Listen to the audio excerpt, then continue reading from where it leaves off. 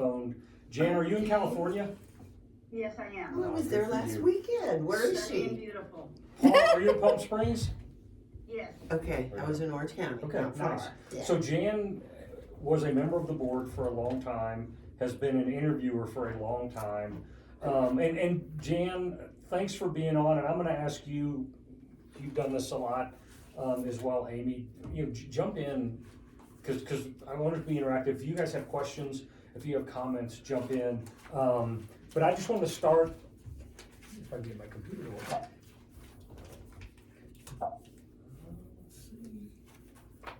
I don't know if we need to take notes. You brought it up too. Okay, just talking a little bit about Hide in Plain Sight, and if you know the organization, you know really our mission is to break the cycle of homelessness and poverty through supporting the educational pursuits of young adults. Some interesting statistics that really drive a lot of what we do. In Colorado, 20% of young adults are homeless or living in poverty. And this is a very affluent state. In Douglas County, one of the, depending on who you listen to, the 6th to the 8th wealthiest county in the nation. There are currently 121 high school students that are homeless, and these are students in Douglas County School District. There are over 900 students that are identified as homeless or at risk of homelessness. And so it's an issue even right here at home for us. And I mean, again, when I sat down with Joe, 7 years ago, and we started to talk about this, it's like, Joe, that just can't be. I mean, the affluence is all around us here. Again, 6th wealthiest, 8th wealthiest, whatever number it is, county in the country. How can we have homelessness here? And you don't see it, and that's really why Joe landed on the name of the organization being Hide in Plain Sight, because these kids do hide in plain sight in their homelessness. And there's a I'm not quite sure. There's a stigma to it, and the kids don't want to identify with it. So the organization Hide in Plain Sight was founded in 2014. Since then, we've awarded approximately $750,000 in scholarships to over 275 scholars. And our scholarships are a little different. You think of a traditional scholarship as covering tuition, books, fees. It's the direct educational expenses that a student incurs. We will certainly do that, but we found over the last couple of years is with all of the CARES Act money and federal money that's out there related to COVID, that students don't need help with tuition. They don't need help with books. They don't need help with fees typically, because there's plenty of governmental money for that. But what these students need help with are the other things that we are willing to come alongside them and support living expenses. The rent, it may be food, it may be transportation, a lot of different things, obstacles that we have or that they have that we largely take for granted. But for them, it may be the difference between, and we had a young lady who we interviewed yesterday, I believe, and we are going to help her because she doesn't have the funds to get into an apartment. And so she's sleeping on a park bench. She's at school, but she's doing school sleeping on a park bench. And we look at that and it's like, that's not conducive to success. Learning resources, one of the things that we've really started to ask about in every interview is how your technology needs. We had one scholar, we're actually gonna watch her interview kind of at the tail end of this, and she had a laptop, she was doing school online, but the sound on her laptop was broken. So she had a laptop that she was watching class while she was listening to it on her phone. And there's latency, there's lag there. It's just like, that's not conducive to being successful. So we will do that. I say assistance with bad circumstances. Sometimes life has just kicked these people in the teeth, and they are not gonna overcome that to be successful educationally until we can help them overcome that. So an example of a scholar that I happen to have the good fortune of being on the interview with, she got behind, she bought a house, and so I was like, wow, how commendable. She's a single mom with 2 kids, bought a house, and then got 4 months behind on her mortgage payments. And she was literally days away from getting foreclosed on. And so we stepped in and brought her current on her mortgage so that she could stay in her house. So one of the nice things about what we do is we have a lot of flexibility. We have a lot of flexibility in what we support, because it's not just, schools, colleges, educational institutions are typically, we can help with the primary educational expenses, but beyond that, we largely can't help you. We also, you'll meet her, I think she's gonna be here later, our scholarship director is a young lady by the name of Mindy Sandoval, who is incredible with, hey, here are other assistance programs that you need to connect with. And so that's something that is, as I say, the refining of our mission, what we have really been focusing on for the last 6 months or so is how do we do what we do better? Unfortunately, a year ago, Hide in Plain Sight was a bit of a different organization in that, just to be frank, I viewed us as dumb money. Oh, you need money, we'll write you a check. Come back next semester, we'll see if we write you a check again. And that really doesn't help people. We certainly will write checks. As a matter of fact, we're focused now on writing bigger checks to fewer students. Because it used to be 3 years ago, our average scholarship was $1,500. Now we're approaching $5,000. Because we look at it as not like, hey, we're gonna give a little bit of money to everybody, but we're gonna find those students that really have a good chance of success, but have some obstacles to getting there. And we're gonna do everything we can to help make them successful. So, a little inside baseball, you mentioned Brooke. We gave her last semester a $6,000 scholarship. That's a significant amount, but that's what she needed to stay in school, to take care of her 2 boys. Funny story, we thought her 2 boys were like this. And so we came up with the bright idea of, hey, you know what, we need to do something for her to help her celebrate graduation when she graduates at the end of the spring semester. So did you contact her? Amy contacted her, she's like, hey Brooke, we were thinking it'd really be nice to send you and your boys to Great Wolf Lodge for a weekend. She's like, well, my boys are 16 and 18. Oops. Exactly. So we're gonna get ski passes for next year. But I mean, we looked at somebody like her, and you met her. I don't know if you've, her story's incredible. Yeah. She will be successful. Yeah. And those are the ones that we want to look at and say, what'd you bring me? Yeah, Good gifts. You sound like you're right in the middle of everything. I don't want to stop you. This is Jeff Webb. Jeff's on our board. Excellent. Good morning. Kathleen, Jessica. Nice to meet you both. And so I say here in the little bullet, we're looking for higher quality investments. Yeah. And I really want to encourage you as you get involved in these interviews to look at these potential scholars and look at them as an investment. Sorry, could you say that again? No, I can't. Was that me?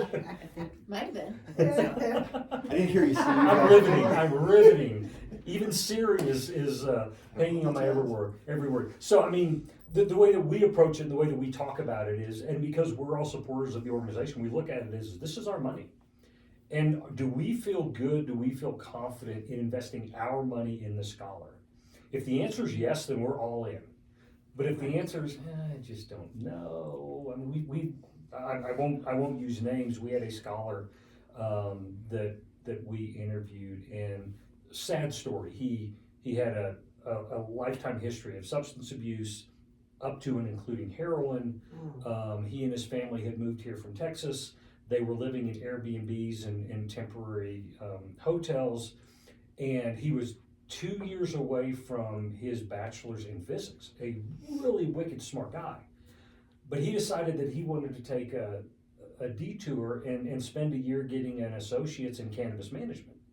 And we're just like, that doesn't make any sense to take somebody that's got a deep history of substance abuse and encourage him to go work in the cannabis industry.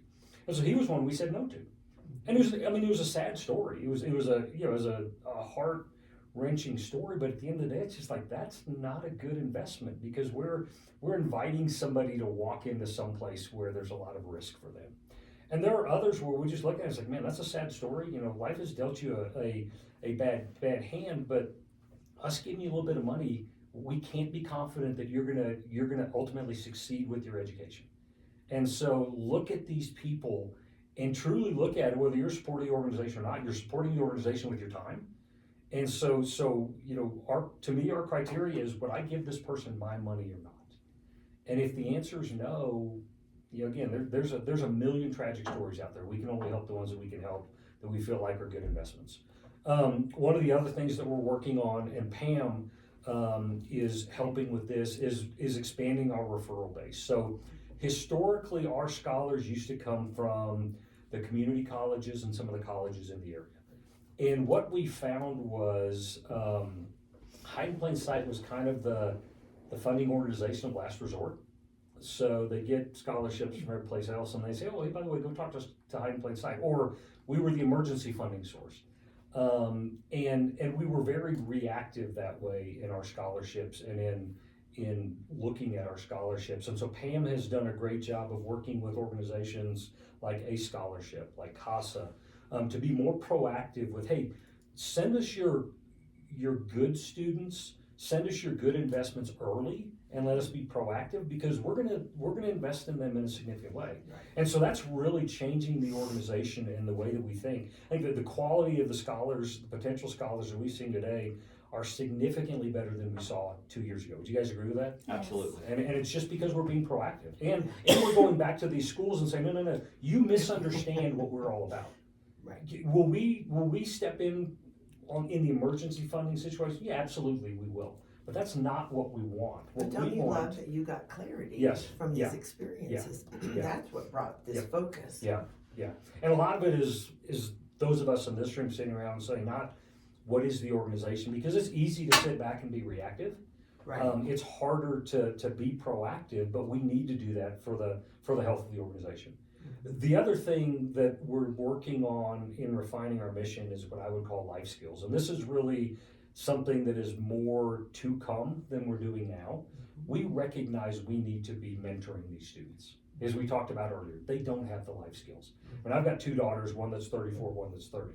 And I try to put my daughters in the place of these scholars, and it's like, I don't understand. I don't understand the mindset.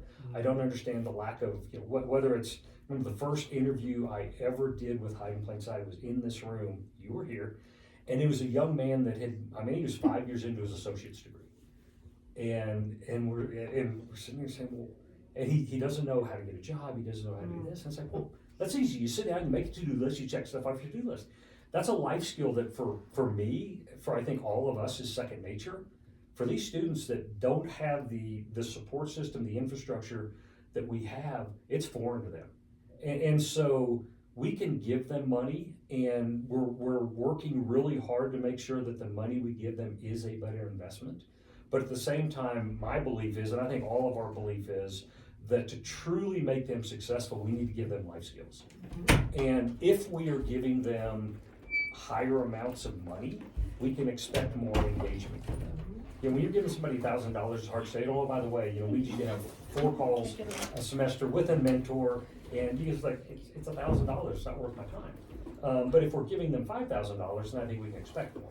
That's more to come than right now, because we just don't have the bandwidth right now to do that. Quite selfishly, my hope is as you guys get engaged with Hiding Plain Sight and the vision and what we do, maybe that's a good next step, because we need resources for that. Let's talk a little bit about the impact of what we do and why we do it. So these are some statistics from the Colorado Department of Labor.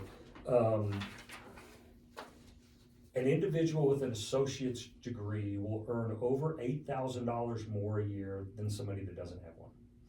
Somebody with a bachelor's degree, it's over $27,000 a year more. So when we say that we're working to break the cycle of homelessness and poverty through education, those numbers talk exactly about what that's all about.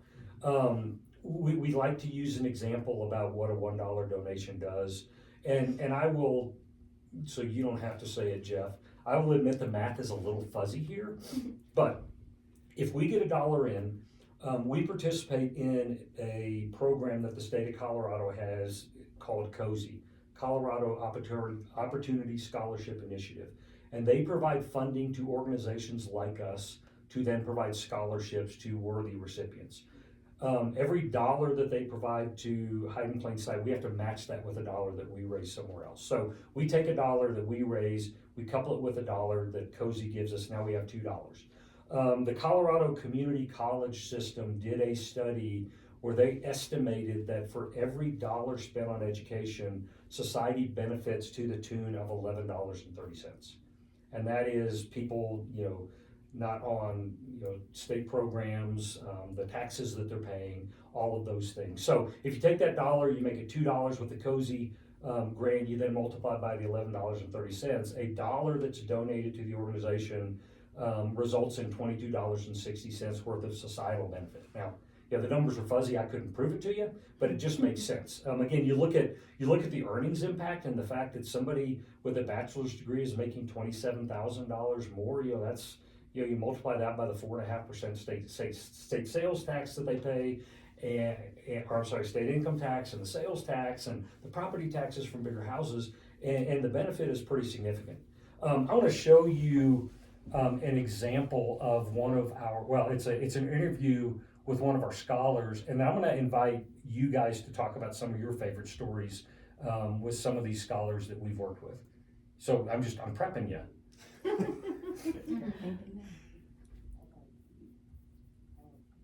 On any given day in Colorado, roughly 2,000 high school age kids experience homelessness. Teens all across the state are faced with this huge challenge, and you might be surprised by it. There is one nonprofit that is certainly hoping to help out.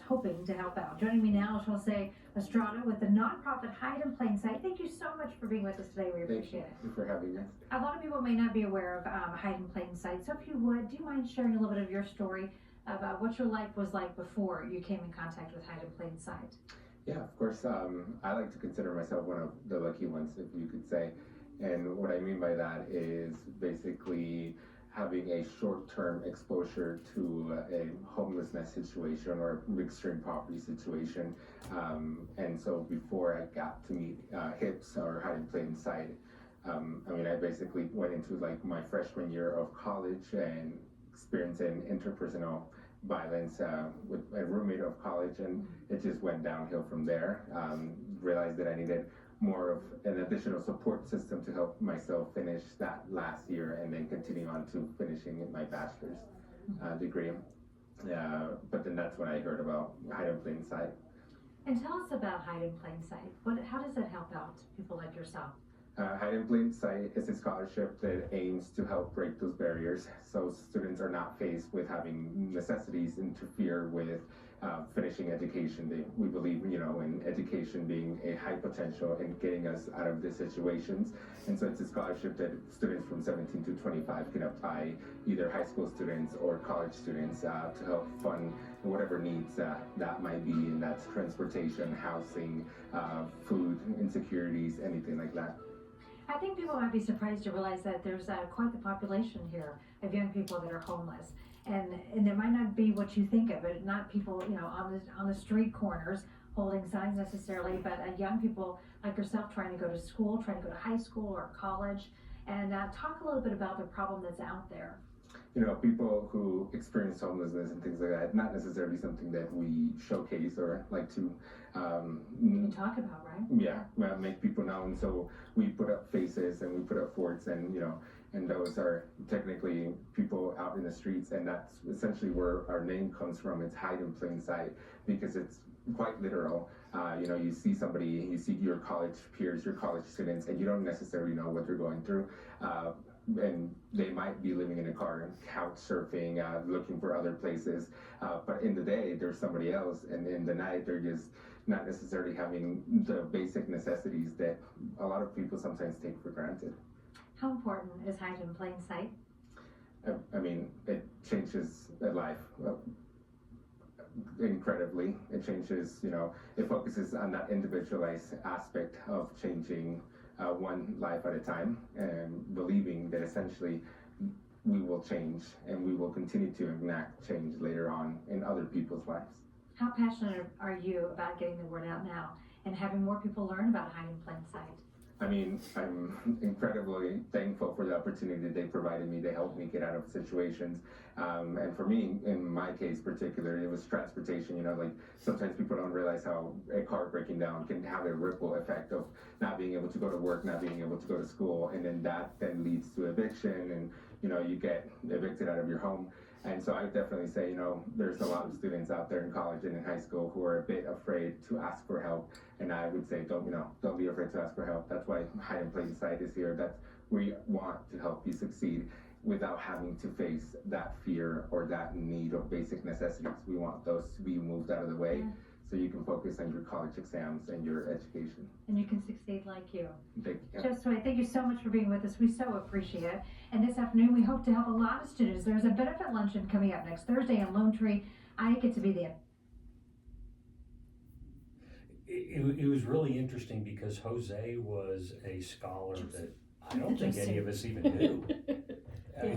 I think Joe that sent us, hey, wanted you guys to, Joe was the founder and former executive director, hey, wanted you guys to see this news story. We're like, wow, that's amazing, but who is this guy?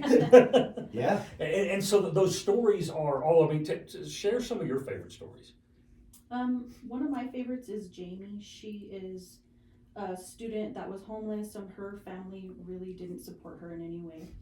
She came to us asking for scholarships, and she lived at a place called Warren Village, which housed single parents. She was making hardly anything. She now is in her senior year of her bachelor's degree in biology. She's moving on to be a neuroscientist, so I'm so proud of her. She'll definitely be making six figures. She's one of our greatest examples. Yeah. Pam, you got a favorite? I'm newer into the organization, so I haven't sat in as many interviews or been able to see the students over the longer term, but right now one of my favorites, and they know this as well, is a young woman. Her name is Carly, and I really identified with her because she lost her dad, and I'm actually a widow as well, and had 3 kids when that happened. And when she lost her dad, her mom spiraled. She lost her job, which led to them, and her mom had I'm going to say upper middle class job, like they were living, the suburbia life.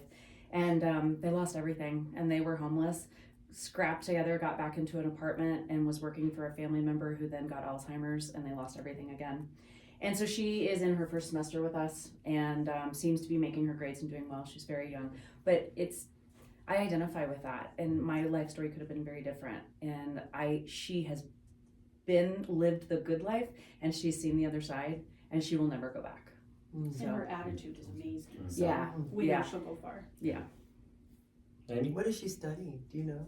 Right now she's doing general business, Yeah, correct? general Yeah, business she wants to figure it out. She's like, Yeah. I think I want to be like a leader and a manager, but I don't know in what industry, and I don't know what Yeah. that means yet. So Yeah. She Super was- young, 18, I think. Yeah. She was the one I mentioned earlier that had a computer that the sound didn't work.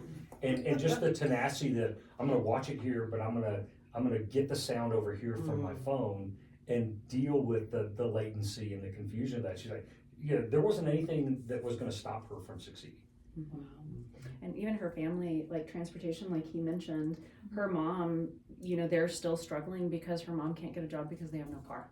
So if she can't find something exactly on a bus route, she can't work. Yeah. So it's just amazing how such a small thing can literally destroy a life. Mm-hmm. Amy, you got one? Well, I do. Jessica already heard it. That's why she's here. But no, it really was. It was back in the day, back when Joe had just started and he was doing interviews here at the Chamber of Commerce building where I was working. And this young man came in and he was just so cute. He was like my son. Like I was like, you are darling. He came in for this interview and he was all kind of put together, his best outfit and kind of nerdy, and went in for his interview and he left. And I was like, what's his story? And turned out literally he was homeless, 100% homeless, living on his own, supporting himself, going to Douglas County High School. He had a 4-point-something crazy degree. He was the head of the robotics club, and he had found math and science that were really where he fit in. And he joined the clubs there, and it really, gave him a purpose and a place to be. Anyway, Hide and Play Site ended up giving him a scholarship, and he ended up getting a full ride to the University of Alabama. So we gave him money for books and fees and stuff like that. But anyway, and then as I mentioned to you, he ended up being the valedictorian at Douglas County High School. So, what? I was like, that just blew me away. I just can't even imagine going through having those kinds of stressors every night, worrying about where you're going to sleep and feed yourself, and still becoming just this amazing person. And he did. He graduated with a double major, and he's doing very well. So, yeah. That is awesome. You got one? I do, and I want to take a different angle. I want to tell you my least favorite story, not my favorite, because there's so many successes, but I want you to see what you're walking into and what you're going to encounter, and it's in the very real here and now. First, thank you both for being here this morning. It's nice to meet you both. For those of you who may be on camera joining us, thank you for joining alongside us, and hopefully you'll appreciate what you hear. So Mindy called me last week. We had an interview. Somebody that had applied for a scholarship, homeless, not like sort of kind of almost homeless, homeless. I've never slept a night on the streets. This young lady is, she's on the streets now. So we had an interview, she didn't show up. And it's like, wow, we're ready to give you money, but she didn't show up. It's kind of like, who doesn't show up when we're ready to potentially help offer to assist you? She couldn't show up. Her cell phone had died. Her computer had been stolen 6 nights before because she was literally on the street with her dog, emotional support dog. And as we're sitting on the phone waiting for her to show up, it's kind of like, oh my gosh, this is awful. We're not interested. Tell her to go about her way. She called Mindy back. Mindy was able to coordinate an interview. So Sarah Phillips, another board member, and I were able to interview her yesterday morning. It was the worst interview I'd ever had. She was all over the place, didn't know up from down. She did, but she didn't know how to communicate really well. And she shared with us her story about how 6 nights ago she'd been working for 70 hours or been up for 70 hours because she was scared to go to sleep, and she finally had to go to sleep, and she did. While she was asleep, somebody stole her backpack. It had her computer, it had her shoes, and it had her coat. And I mean, you're going through this interview and you're like, oh my gosh, like, can I just wire you money right now and get it to you? But we were looking for more than that. It was more than just a story of disadvantage. It was, what are you doing to get yourself out of this situation? And again, I've never walked in those shoes, so it's hard for me to relate. She has greater than a 3.0. I believe it was at Community College of Denver. She is studying anthropology. She used to have an $80,000 a year job. She told us that. She was a bit of a computer programmer. Her company got bought, and within 3 weeks, they sent the email saying, you're out of a job, good luck. And I'm just like, oh my gosh, she's sort of been there. $80,000 a year is a good job, sustainable job. So we're having this conversation. We see that she's qualified, 14 hours in anthropology, got really good grades, but she's housing insecure. She's transportation insecure. She's legally blind, and she looked at the camera the whole time, so I would have never known. And she has other conditions that are a disadvantage to her. She even told me, she said, my ex-husband tried to shoot me in public. I'm like, oh, well, that's never happened to me either. So you're gonna hear some of these stories sometimes. Now this gets really, really hard because we've talked about it as the board, we're not a social services program. We are seeking to provide a hand up to individuals to help them find their path back to success. She shared with us that she had put down about $3,500 on an apartment downtown by Coors Field, but she was $1,000 short of being able to get in, and they're gonna keep her money if she can't come up with it by yesterday. Interview with Sarah and I's at 10 a.m. and we're like, well, how are we gonna make this work? I'm giving you a little bit about how the sausage is made. I apologize for that, but I think it's important. And then we're texting back and forth with Mindy. How do we get in here? How do we get her the help that she needs? Is she a good candidate? She's a good candidate. She needs the assistance in building the bridge to give her some place to lay her head at night so she can think. So this morning, I was down at King Soopers buying money orders for that $1,000. I haven't bought a money order in 20 years. I didn't even know if that would work. But Mindy was on the phone last night with the apartment complex finding out what do we need to do to make sure she has a place that she can move in and find solace from the streets, someplace that will take her dog because her dog is her child. And that was kind of hard for us to get into and overcome also, but it's And a an reality. emotional support animal. It was emotional support. But long and short, I wanted to share that with you because it was a horrible story. But she has potential. Will she make it? I don't know. All the stories we've heard before are these students that are going to make it. We know they're going to make it. But I shared with you some of these stories of the marginalized students that may not make it, that society's otherwise cast out and said, not interested, good luck. So going from sleeping on the streets into an apartment that she clearly can afford because she went in, she filled out the application, she put money for it, and they accepted her. So we're helping to build that bridge to close that gap that's going to give her a chance for sustainability. It's a $1,000 investment. If we lose it, nobody's happy about that. But our hope is that we can give her a $5,000 investment to help her on her education, because she's supporting herself, she's getting good grades, and she's going to find a way. I brought these Girl Scout cookies. I was going to pass them out to us around the table this morning, but I think I'm going to do something different. She moves into her apartment Monday, assuming Mindy can get her the money.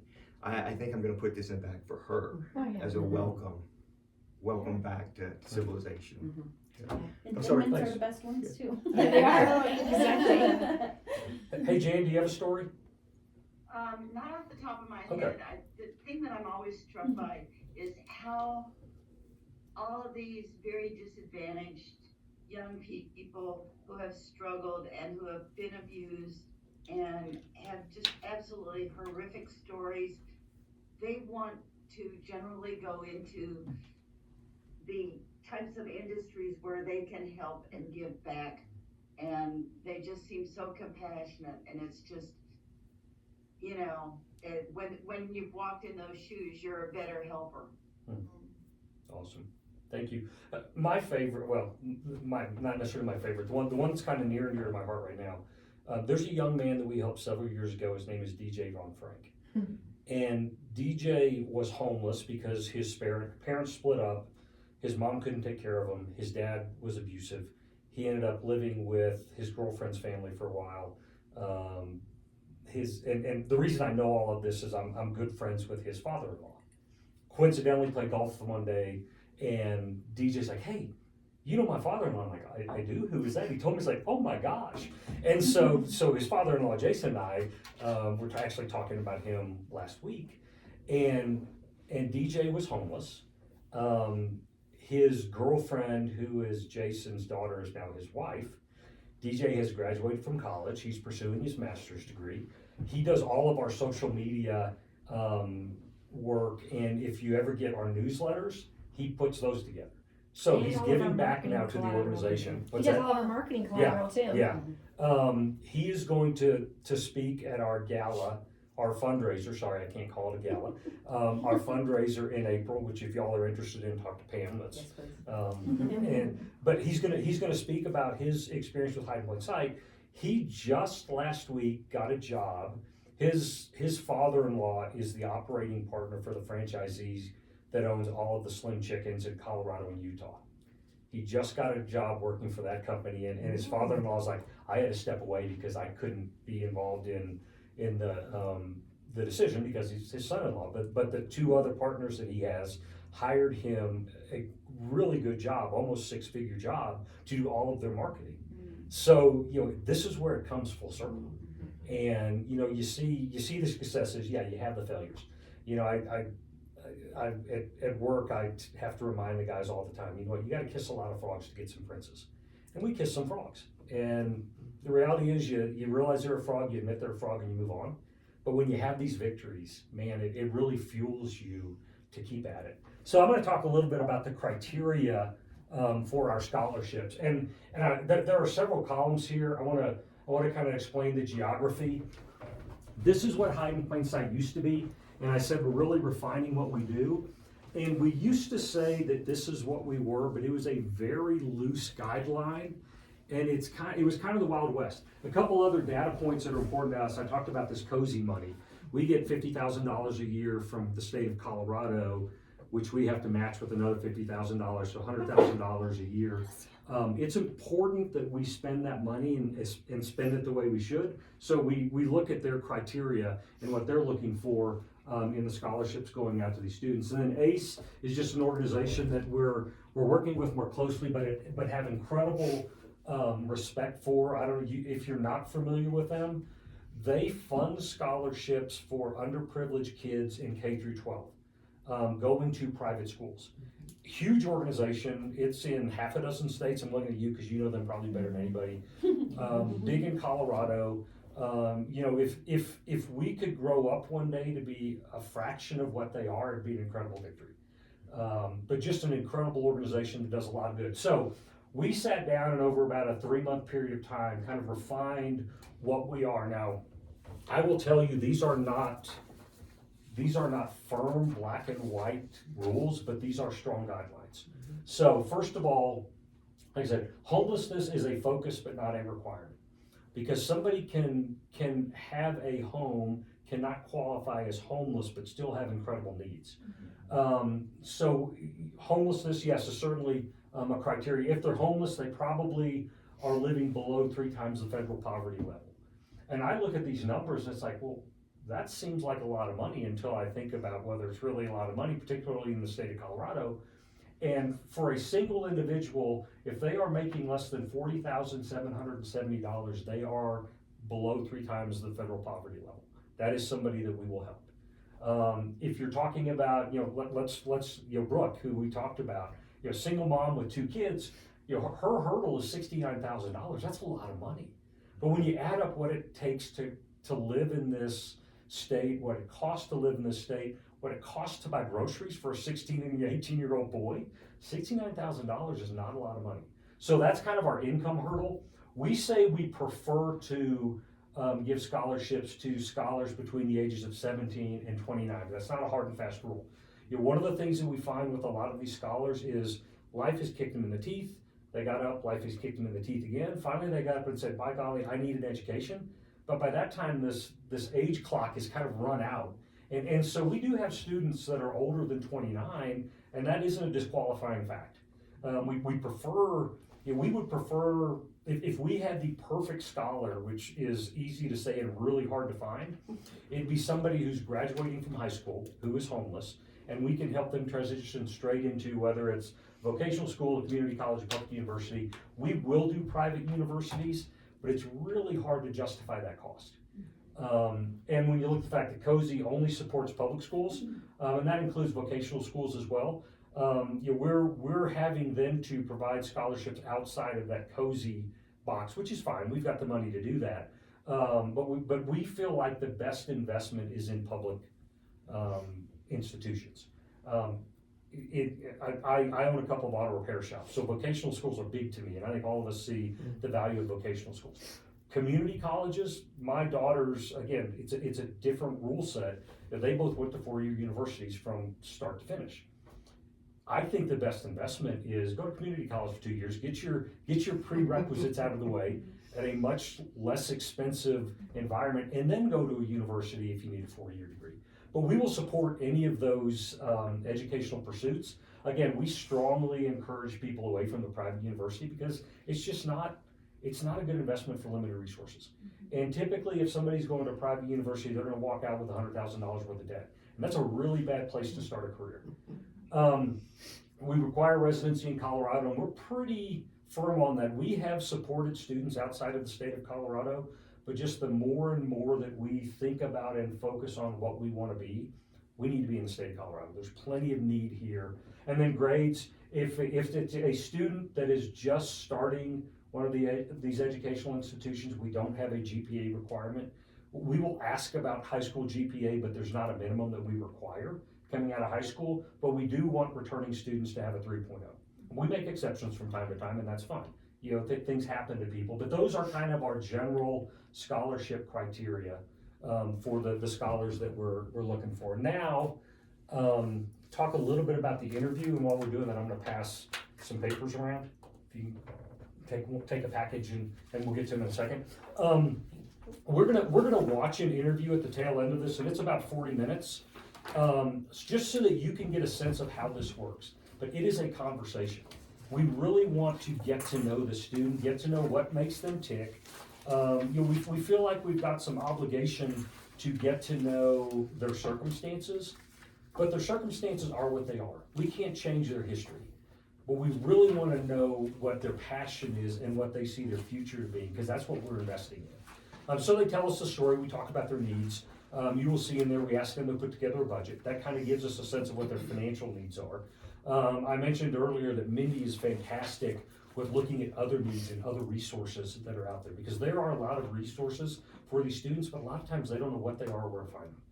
And so, we try to help them with those as well. For returning scholars, we still do an interview every semester because we want to update on where they are. We want to make sure that they're making progress. We want to make sure that they haven't they haven't taken a step back, and what was a good investment, for lack of a better term, last semester, maybe now isn't as good of an investment. We determine the prudence of the investment, so you will see at the tail end of the call, we'll have an interview that lasts probably about 30 minutes. Is that typically what they are? They're usually about 40 minutes. Okay, and then we'll dismiss the 10 or scholar 15. and we will have a conversation. We will make a decision right then. If you get off the phone, you lose people, you know that, and it's hard getting everybody together. So we will have a discussion about, okay, what do we think? What do they need?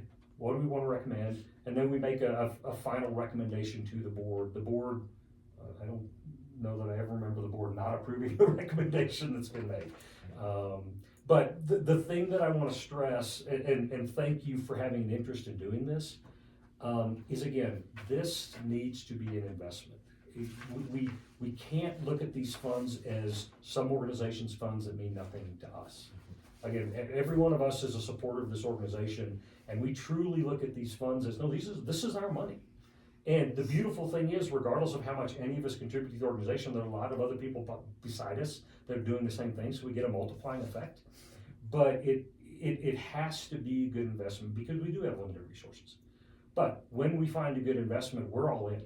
And again, you know, we say, oh, you know, our typical scholarship is, you know, no more than $5,000. That limit is largely meaningless, because if somebody has a need, and it's a lot bigger need than that, but it's a need that's the difference between them, you know, becoming a contributing member of society and becoming a casualty, then I don't know that there is a number that's too big. So, you know, that's just a little bit of highlight of what we do. The interview structure, we typically do these over Zoom. We used to do them more in person, but that's really hard. Number one, we want to have at least 3 representatives from Hiding Plain Sight on an interview. It's hard to get 3 people somewhere, and it's hard to get together somewhere with a student, because we're looking at students at, you know, Northeast Colorado. You know, a lot of them are more local, but we will go anywhere in the state, and so Zoom is just incredibly convenient. I think just generally something that came out of the pandemic is we all use Zoom now. I'm doing a Zoom call this afternoon with my daughter in Dallas to help her with the taxes. Yeah, right. You know, it's stuff Third like that. graders can Zoom. Yeah. It's awesome. It really, the most effective interviews are a dialogue. It's a conversation. It's not an interview. It's not a interrogation.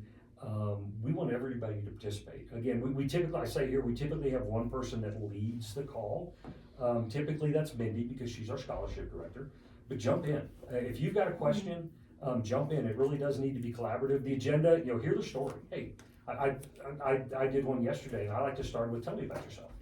Well, what do you want to know? It's like, that's not for me to say, that's for you to tell me what's important to you. And I do the same thing in an interview, because what they start with is what's really important to them. And so you want to hear the story. Review their budget. You guys will see an example of a budget, because that really tells us what their needs are.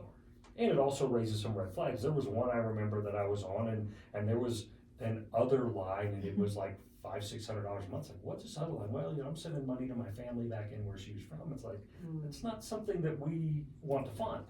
And so review the budget. One of the things that I think is really important here is to encourage these students, regardless of the decision that we make, just to tell them, man, I am amazed at the progress that you have made with the obstacles that you have faced, because they may have never heard that before, and they're probably not hearing it now. And if, you know, money is great, and money is something that we can give, but I think for a lot of these scholars, potential scholarships, encouragement is harder to get than money. And so if we can make a difference just by patting them on the back, you know, yeah, we'll give them money. That's, I mean, I've said to Mindy and Pam, who are actually staff members, you know, we do the easy part. It's easy to write a check. It's hard to do the work, and where we really do the work is that encouragement, you know, and some of it is hard encouragement. Hey man, you're doing a great job, but listen, next time we talk, we want to see this, you know, and hold them accountable to that. Because again, just the little nuggets that we can plant in responsibility are huge for these students, these young people, these scholars. And then after the applicant drops off, like I said, we have this discussion, we come up with a recommendation. So the information that you have in that package The first 2 pages is a standard application that we get from our scholarship. And Mindy and Amy primarily done a great job of putting this on the internet. It gets emailed to us, so it tells us the approval status. That's Mindy has gone through and checked all the boxes. We require the application, we require an essay or a video, and we require a budget. So have they checked all those boxes so that they are now approved to be a scholarship applicant?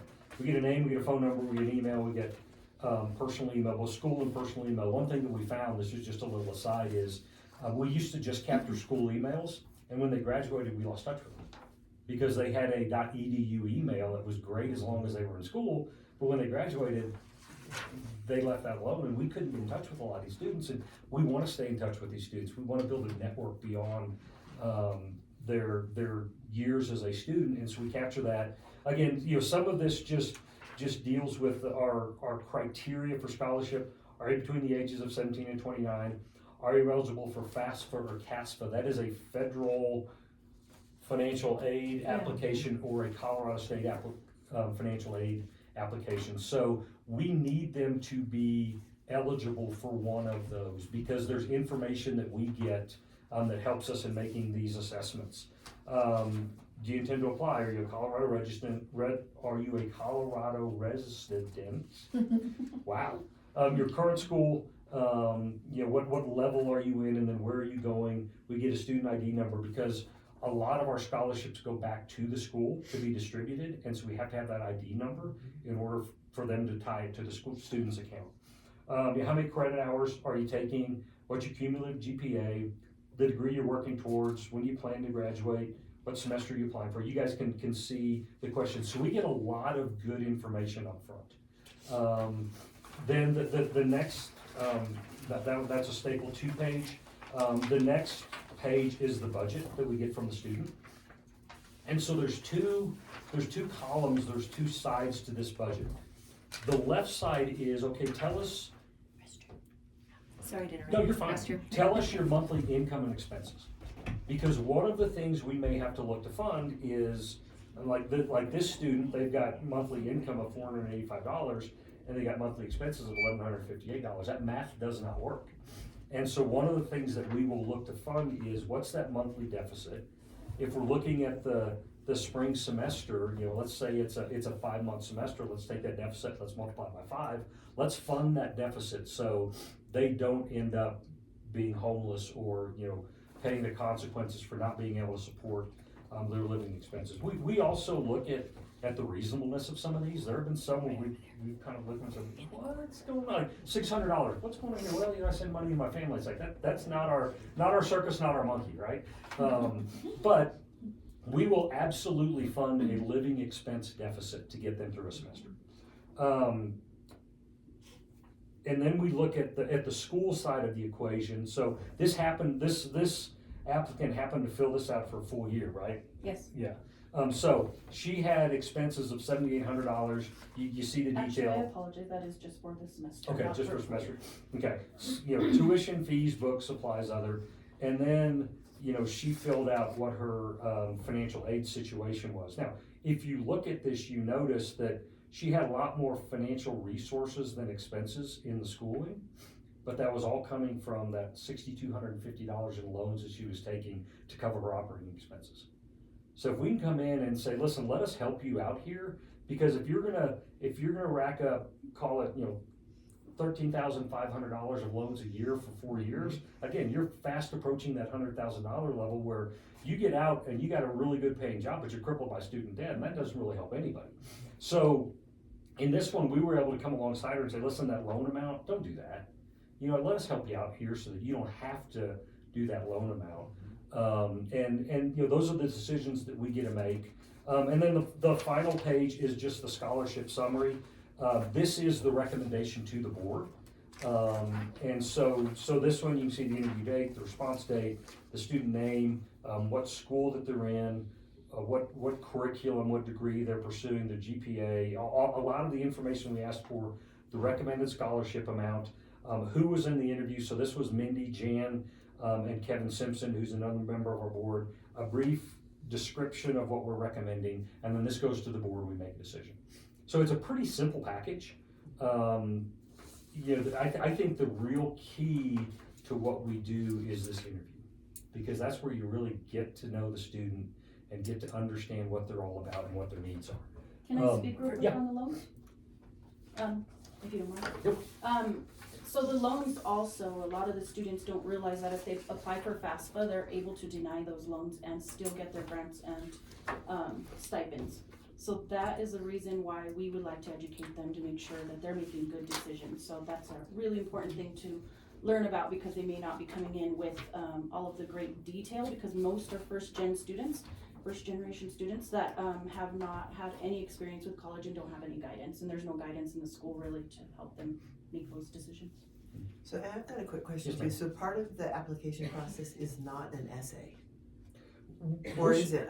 For some reason, I thought I remembered there being an essay. There is an essay and or a video now. We've included to where they're able to do a video. Good, because that Those was a are really concern of mine, because I interesting know and kids fun. who are brilliant and they can't write. Yes. So Yes. they're Yes. excluded before they even get Yeah. started. Okay. Yeah, I was and the just videos are curious fun to about watch. that. They're yeah, very I bet interesting. they You get to are. see their personalities Yeah. and a lot about But them. there is, but part of this, there is that piece, not just, I mean, the interview Yes. is the fun, Yes. is the Yeah. get to know you, but that's kind of the intake. Absolutely. And can I clarify Yeah. one thing too with me? So Mindy and I actually worked on this quite a bit to really figure out, like, we wanted to have a process so that we know when we get this initial information from them, including their budget and their essay or their video, it allowed us to say, is this someone we even really want to bring forward to an interview? Right? So because not everyone's going to really qualify. So Absolutely. those are the pieces that we kind of use to sort of decipher, like who are the right students to Yeah. move forward. There are stages yeah. to move forward. So we receive the initial paperwork, the essay or video, and then we move it in the budget, and then we decide right at that point, are they moving forward to an interview? After the interview, we decide again, are they going to move forward? And do you have stats on how many kids actually, or young adults actually apply, and how many just aren't That's what you're growing looking so for? rapidly. Yeah. So last semester we had 25 students, or 24, 25. This semester now I'm already at 50. And those So- are applicants? Yeah. Yeah, so Oh, that's we exciting. will see how many get approved. Our interviews start Monday. So yeah. Oh, that's really I have one exciting. small thing I'd like to add. As we go through the interview, one thing we could really use your help with is qualifying the students. Mhm. Some of them are very easy. These wonderful stories that you've heard, they're easy students. You're like, why wouldn't we do this? This is a great investment. Yeah. The story I shared with you is one that's right there on the line where you're like, is this a good investment of our donors' funds, or is this something that we should decline? Some of those get hard. You will see both sides of that. The Yeah. wonderful interviews are amazing. You walk away with such joy and empathy. The ones that are marginalized are very, very difficult. We need your help. You have to be willing to say no, and it is hard. It is extremely hard, but that's where we need your help. It's okay to be an outlier. It's okay to be 1 out of 3 that says, I just don't think this is appropriate because whatever it is. We'll honor that. But we need that because it's very easy to put the stamp of approval on. It's incredibly difficult to listen to a story and say no. Like the interview you just did yesterday. Yeah, the one I said It's yesterday. very gray. You have to make sure that That's it's money right. well spent. Like, think about it. I mean, Of it is course. your money. Think Yeah. about Right. it as your money, and would you want to give it to them? And will education actually further their lives? Right. You know, there was one I was really dissenting on, and I was like, I just don't think education's. It's a great story. I don't think education is going to change that student's life, and we just have to be very cognizant of that. It's hard. Yeah. Hey, Jan, do you have any pearls of wisdom? I'm going to play an interview which you've done dozens of these. I don't know that you need to stay on for, and I don't think you can see it. But you've done quite possibly more of these interviews than anybody else, certainly in this room on this call. What tidbits do you have? Well, I think they all tug at your heartstrings, and they all you do want to just give them money, but that isn't our mission, and it's very hard to discern potentiality. I remember one fairly recent one where he was working in a lot of different places and he was making good money, but he needed help. I mean, this kid was gonna survive and he was gonna be successful, but I don't think he needed our help to do that. You know, so you kind of have to look at the whole picture. It's just so rewarding to be able to help these people who are truly deserving and to see them succeed. I love the idea of the mentorship. I think we've talked about that now for about 5 years, and I'm really excited to see it implemented. We did implement it actually this time. Yeah. So we First did. step at least. Yeah, we're now on our follow-up during the I spring love it. Yeah, semester. that Now we we check in talked with the about it. students. But we could never get them to engage with us. Yeah. Post giving them the money, and they would sort of like take our money and, you know, Disappear. be appreciative and reapply in the next semester, but we would have a disconnect, which was very frustrating. Yeah. So I'm glad we handled that one. Thanks, Jan. Again, you're welcome to stay on and listen, but I know you've done dozens of these. Okay, I will probably drop off. Okay, thank Bye, you. Jen. Bye, Thank you, Jan. Jan. Okay, great seeing y'all. Take You care. too. Take care. And if you want me to stop this at any point, it's about 40 minutes. If you have questions, if you have comments, but this is just what a typical interview looks like. How you doing, Sarah? Your mic is on. I can't see it. Oh, gosh. Sorry. Sorry. I saw somebody texted in the waiting room, "Is this Carly?" And I had no way of responding, so I'm just kind of sitting. dinner. Oh, weird. Yeah, so I'm sorry for that. Oh, that's okay. I figured it out because on your emergency contacts you have your mom, I think, and that kind of looks like an abbreviation. She is with me right now. Hello. Thanks for. So I'm going to stop this right here. This is Thank you. this is one of the opportunities that you have for mentorship development, just advice. We went back to Carly and her mom and said, listen, love the fact that your mom was there. We don't want to talk to your mom. We are not supporting your mom. We're supporting you. And that's hard because mom wants to help daughter succeed, right? But daughter's got to grow up and stand on her own 2 feet. So this one was kind of awkward because mom, I'm just here if, you know, she has any questions that I need to fill in the blank on, but she was there for a whole lot more than that. It's like, no, mom, you got to step back. Yeah. And you got to let Carly be the front of what we're doing here.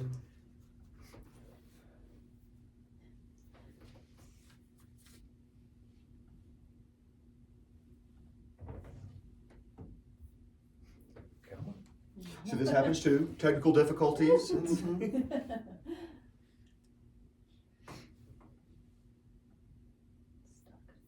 you go back into it. Yeah, I remember her from the Women of Prestige Yeah. dinner. She came on at the end. She She's was- the one I was actually talking about. They almost Mhm. forgot to have her speak, which was so adorable. Yeah. I know. We're like, wait. Wait a can't be minute, over there's yet. one more thing. And it's actually so funny, she literally just texted me. That's Yeah? like Oh. literally, I was like, oh, hi, Carly. Yeah, She has a she great seems personality. so bubbly. And, Yeah. yeah. We feel strongly she'll be a success story. Oh, she just had a lot of light in Yeah. her, and She just lights up the whole room. yeah, She's she had a lot of She's energy that sweet, was so positive. super smart kid. We have quite a few of these. Yeah. They're hard to find, right? Like I was sharing with you, some are a little It's right at the margin, and amazing. some you're just like, oh my gosh, can we like pay for the whole thing? You just Mhm. want to really invest. Well, Amy wanted So to rewarding. adopt that one kid. Oh my gosh. Oh, Yeah. What was I wonder- I'm the sucker, you guys. FYI. I hear about that. Everyone, I'm like, oh. Yeah, but Pam, didn't you have the open But I got house? better. Were you Your mic going is to on, let I people can't see into your home? I did. remember hearing I your had story. 3. Sorry, Carly, we're trying to get out. Oh, it's okay. I saw somebody texted in the waiting room, "Is this Carly?" And I had no way of responding, so I'm just kind of sitting. Oh, that's so weird. Okay. Yeah, so I'm sorry for that. Oh, that's okay. I figured it out because on your emergency contacts you have your mom, I think, and that kind of looks like an abbreviation. She is with me right now. Hello. Thanks for joining. So, Carly, my name is Mindy Sandoval, and I am the Hydrant Plain Site Scholarship Coordinator. And we have on the call as well Sarah Phillips, and she is on our board of directors alongside me.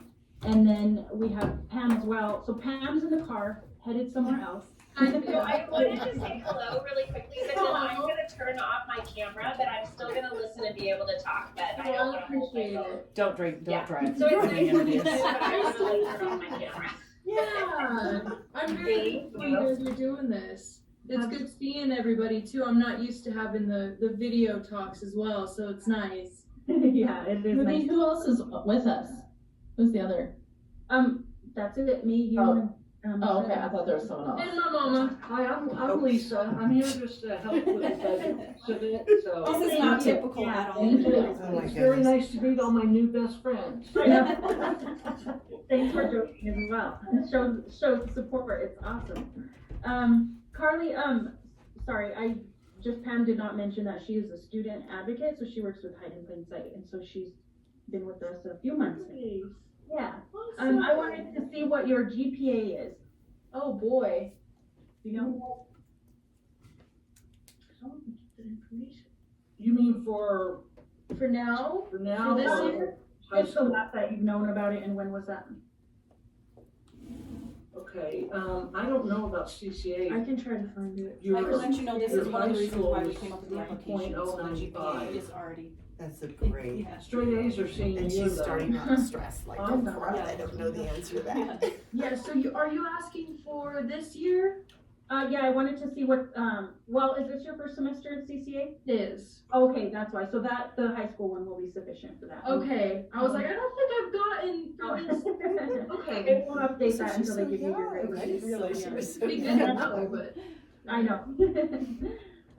But then that might cause more stress knowing that all the time, like trying to watch that, you know? Well, now I don't want to know. You'll know at the end of the semester when you take your finals. Great. And that's CCA you go to, right? And what Yes. degree are you getting? I'm in business right now, and I want to do my associates just as a start. Okay. Where do you want to go from there? Oh man. I mean, I definitely want to transfer to university, but there's plans of staying in Colorado, and there's also plans of moving to Oklahoma. So Figure all that out first. I want to go to university. You know, Yeah. that's all I know so far. And are you going to school full time or part time? Part time Part time. for 11 credits. Yeah, 11 credits. Okay, Yes. that's almost full time. almost. One more day, it would have been full time. I'm still busy. Yeah, do you work too? I do, and my work's like 5 minutes away. It's great. Oh, What do you great. do? How many hours? Okay. I'd say I work part-time as well for that, and it's about 15 hours a week, Okay. 2 days, 3 days a week. It varies. What do you do? I work at Dutch Bros. Oh, nice. The coffee, yeah. She's more caffeinated all the time. Okay. How old are you? If you don't. No, not at all. I'm 18. Okay, great. And do you know when your expected graduation date is going part time? 26? Yeah, 20. Okay. Are you going to continue going part time, or do you plan to go full time eventually? It all depends, but I probably would do full-time. Okay. Yeah.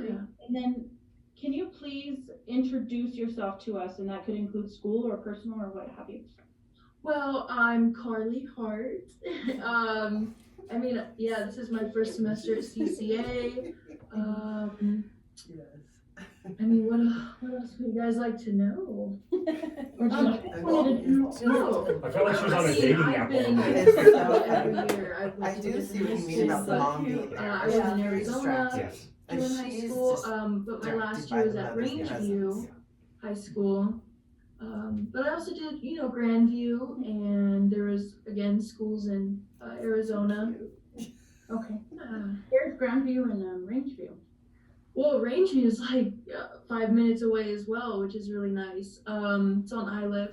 Grandview was near Southlands, wasn't it? Yeah, something else. Okay. Yeah, I also did online part-time junior year for COVID at Elevation. I don't know if you guys have ever heard of that, but and then the schools was O'Connor, and so O'Connor in Arizona as well, Santa Fe O'Connor. Yeah. Thank you. What is your greatest strength and weaknesses? I feel like Strengths, I'll answer that first. I feel like with strengths, it's I'm very driven and like motivated, especially when it comes to things that are very important, like school and work, and even things that aren't. But I'd say I'm very optimistic, and yeah. But weaknesses, I also don't really like school that much, but like it's cool. I'm moving forward. I feel like being in college as well, it's a lot more motivating because it's college. Like it's the start of the rest of my life, and so I better do good, you know. But yeah, definitely like I guess a weakness would be just like sitting down and getting work done. I always try to complete it. And I'm very aware of like due dates and making sure I'm doing, you know, all the assignments and requirements for those assignments. But it's just hard, you know. Yeah. You know, it's school. It's with work too, but it just has to be done, and it's something that will end up benefiting me in the future. So I just kind of keep that mindset. Yeah. And do you go on campus or do you learn online? It's all online. All online? Okay. Yeah, I do 2 days a week is a meeting, and then the rest of my classes are on my own time. Okay. Which is actually really nice. I'm enjoying it, surprisingly enough, with being online. Like, I'm enjoying it. Because the schedule's so set in the online classes, it probably works well for you. You Working at my own time. Organized person. Yes. School goes. For sure. Are you organized in home too? I feel like I am. I could be more organized, but definitely like I feel confident, you know. But doing why did you choose that CCA as your college, and why did you choose your course of study? I really didn't know, and I still don't know what I want to do, you know, as a career. And I thought, you know, and along with help from my family, we decided that starting at a community college would be beneficial. And I know people who have started at a community college, and it's just a time to find what I want to do, start college, like it's a whole nother experience. But definitely like switching to university, like I'm really looking forward to that too. But yeah, just getting those basics is what I really wanted to do. And online. Have any specific like interest or like, oh goodness, I hate this, or I'm kind of starting to lean towards this? Yeah, the good thing is that I know what I don't want to do, which I think is very good, you know? You know, like nursing. I could never be a nurse. It's too much. But I also don't really want like an office job, but I could do it with certain, like I just imagine somebody sitting at a desk typing all day. I don't want that kind of job. I want something dynamic and, you know, and yeah, just like even with my job right now, like I'm doing stuff and I'm not just like sitting at a desk. And you know, I know a lot of jobs you have to do that, but I don't want that to be my whole job. You know what I mean? Yeah. So what would you imagine your business degree getting you then if it's not office work? I feel like management would be something that interests me, like being able to move up in a company possibly, and having more responsibility. I want to feel like I'm really doing something, you know. And I know like people who sit at a computer, like my uncle who is all day. he's the senior director at Microsoft. Like he has a high up job and he still does stuff that I don't like, but it's a balance. Like he travels and he's interacting with people and he's doing meetings and stuff like that. And I just have to find something that I'm not, you know, unhappy with. And I don't know what that would be. Yeah. I feel like with the business degree, it's a start and it's something that has so many different ways I can go, different careers, and yeah. Yeah, agree. Do you know anything about Hide in Plain Sight, or did you find that through the general application source through CCA? I believe we found it through the general application. Yeah, and I don't know much about it. I was like, that's a very interesting name for a scholarship. I thought somebody emailed I don't think we ever. And I think she had That been the might have been 4.0. me or your, I know she advocate was. at school. Oh, Right, so she okay, was yeah. So Todd, She is now. so Carly's in trio with Eduardo. Awesome, that makes me so happy. It is. It's Oh, we very love- we great. love him. He's fabulous. He was a huge help in getting her scheduled for spring and Very helpful. advising us on financial aid options, and he's just been a huge resource. That's great. Yeah. So to that point, Hide in Plain Sight has been around for 7 years. It started by a gentleman named Joe Roos, and he's amazing. He just stepped out of his role only a week ago. Currently maybe has 2 a weeks. Oh, 4.0. wow. So you were sad to see him go, but he Yeah. you can't And work that's in a forever. So. 4.0. He's like, oh, Carly's gonna be here. We It's gotta, not I gotta 5.0 go. is the highest. Yeah, 5.0 is the Oh, highest, yeah, okay. I rarely see anybody over I'm like, I 4.0. feel a little like fish out of water without him here by my side. Does she have He's AP amazing. I also was classes? a scholar of Hide in Plain Sight, so all I've college received stuff, many so scholarships. Oh, I from thought them. that I was love her them. high school GPA, Which is sorry. why I'm Yeah, here now. remember when she Her high first- school And, GPA doesn't have that. But Hide in That's Plain fine. I Sight is just was an awesome curious organization where she is that is academically. meant for homeless students and those dealing with poverty. Are you all struggling financially right now? Yeah. If it's okay, because I really don't want to talk much, this is Carly's thing, but However. Well, give me that camera. if I could just give you a quick overview of our Her mom's situation. great, we love her though. I know, she's I need so FYI, we will go over the budget in a while, so. Okay, I yeah, don't wanna- okay, I won't touch on that. General, yeah. So I was a vice president at Oppenheimer Funds, been there 28 years, doing very well. Yeah. My husband passed away in 16, and to be frank and honest, I really had a hard time with it. And some problems developed, we became unstable, I became unstable, hence Carly did. Despite all of that, she is this amazing young woman, and I'm so proud of her. Straight A's, like I said, her senior year, and we've both overcome those struggles. However, in January, my brother, who I've worked for on and off for 9 years, developed Alzheimer's. He's already in a assisted living home. Yeah. Lost his business. I at 60 lost my job then. So we are really struggling right now financially. I'm trying to find a job at 60. I'm overqualified. He also wrecked my car and totaled it. So we don't have a vehicle. So we're still facing some struggles. And like I said, Carly's the light in all of this. She's just a really special young lady and has stood by me and forgiven me for some of the mistakes I made. And we're working together, to keep the lights off when we don't need them. And, Pinching pennies. pinching pennies, yeah. But you know what? We're here. We're happy together. We've been homeless twice. Carly lived with friends. Mm-hmm. So it's been quite a struggle, but like I said, we're doing really. We're doing better, way but better there's now. still we have a long way to go. Yeah, you'll get there. I see the Yeah. So that's my 2 cents. vision. Thank you. She'll be in for about Carly, $1.50 what's by your the end of name the for- year. I don't know right now. I'm curious. I mean, we have our own place, which we haven't had in years. It's been a long time, and it's great.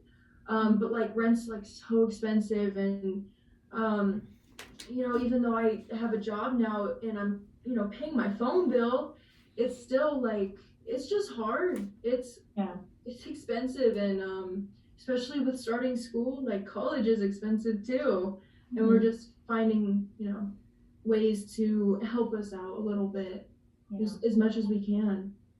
Are you benefiting from any other scholarships? We have gotten a lot of help, and it's been amazing.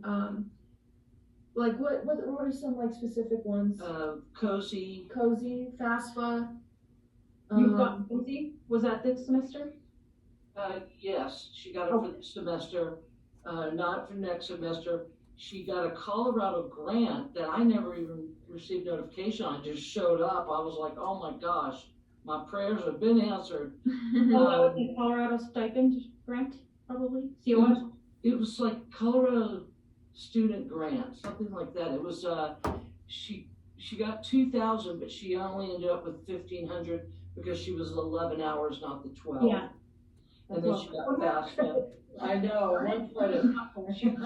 The only grant she has for spring is, the 2000, same one, and the Pell Grant, of course. Okay, so just a FYI, Cozy, and I'll have to look into what kind of Cozy scholarship you received, because I believe you can't double dip in Cozy, and we run off of Cozy as well. Okay. So that might hold us up a little bit, but let me see what I can figure out on that end. I have to talk to your advisor, I believe, to find out more information on that, but we'll revisit that at another time, and we'll still continue. But I just wanted to also ask, describe your biggest obstacle in life and how you're able to overcome it. My all-time biggest obstacle? Yeah. Man, You have multiple choices. that's a hard choice. interviews for sure. So, I really, like, Mom, I hate to say this, but, like, I feel like the living situation has been very difficult. It has been very, hard on both of us, and I mean, how else do I describe that? It's just like especially the past few years, like that's why I'm so thankful right now to have our own place. But with all the moves, you know, like we were in Arizona, Colorado, and it's just been hard with that specifically. Can I ask a question? Is your mom your biggest support system? Oh my gosh. I can tell you right now, I hate to say this, but like no, actually that's not true. I was gonna say I wouldn't be here like in college without her, because I'd still, this whole experience, especially with like getting here in college, in school, this woman right here, like she has helped me out. This stuff is so confusing. It is. Beyond just that, I mean, she's always there for me. And yeah, she is amazing after all she's been through. I had a feeling that was going to be your answer, but I think having somebody back you up always makes this road a little bit easier. I love her. Lisa, you've then gone through the college experience, I assume?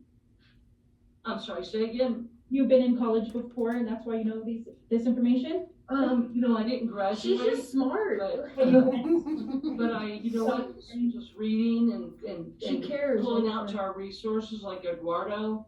Yeah. And financial aid department has been fabulous. Judy, I think, what was her name? Judy? Judy, I think. So we've been really lucky to have some really great resources that are more than happy to help.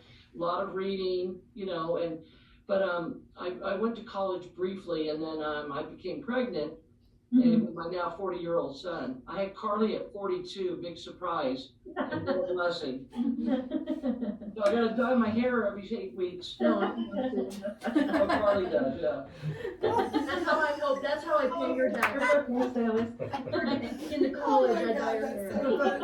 That's great. I'll put some lipstick on and I'll Any Ruth, she did a good job. Carly, can I ask, what do you think is your biggest accomplishment, or what are you most proud of? Oh, where do I begin?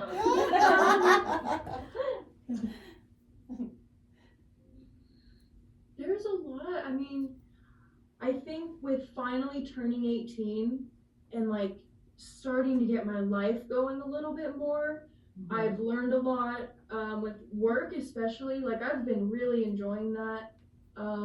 In school, I've been enjoying too. But like as far as accomplishments, I think it's more just like self growth, I guess, and just like doing the best for myself and appreciating that even though it's work, like it's school or a job, it's still like I feel good, like I'm here and I'm moving forward in life. That's great. Yeah. Good for you. Thank you. So What do you think, right?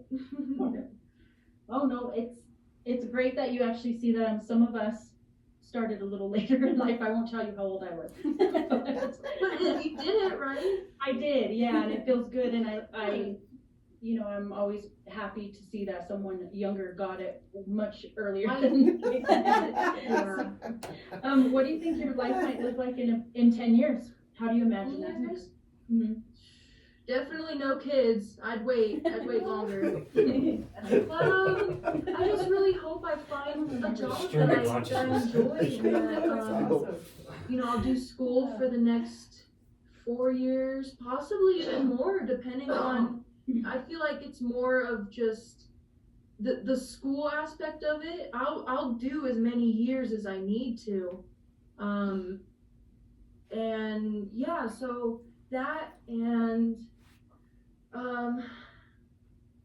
yeah, hope, you know, get a car, I guess. That'd be nice in the next 10 years. But yeah, just like get going. It's interesting on to life think that they and probably told get us like more stability and like to think 5 years out. 10? No way, you know. So I Because you also could say I wanted to would go be over in the a budget, so home, I'm I a would little have a confused by it, but it's because significant you other, were and mom, that's so not why even I coming moved. to us. Surviving. Did you already One purchase day. that new laptop, or did you budget that in to purchase? we budgeted in there. Okay, but you don't have that You yet. turned your We'll video jump. off for a minute. Okay. And let's see. So you didn't take out any loans or anything? Yes, she took out $27.50 for fall semester. Yes. Okay. I didn't see, did I not put the loan? You might have combined the grants and the loans. So she The combined- grants- she filled out the app. Okay. I just- I'm doing the helicopter sound in my head, you know. $2,000 Colorado student grant.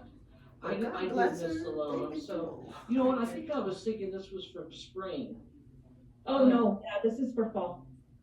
Oh, okay, so I I didn't, just had that recent issue with another student, so I'll have to clarify because, all of CCA students just got submitted, and so they're already thinking that it's for the next semester. So let me clarify real quick.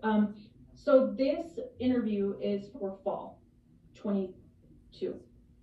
okay. But you will be also submitting a budget later in January for, if you get approved for a scholarship today, for us to reevaluate all those numbers and then a possibility of another scholarship in January. Okay.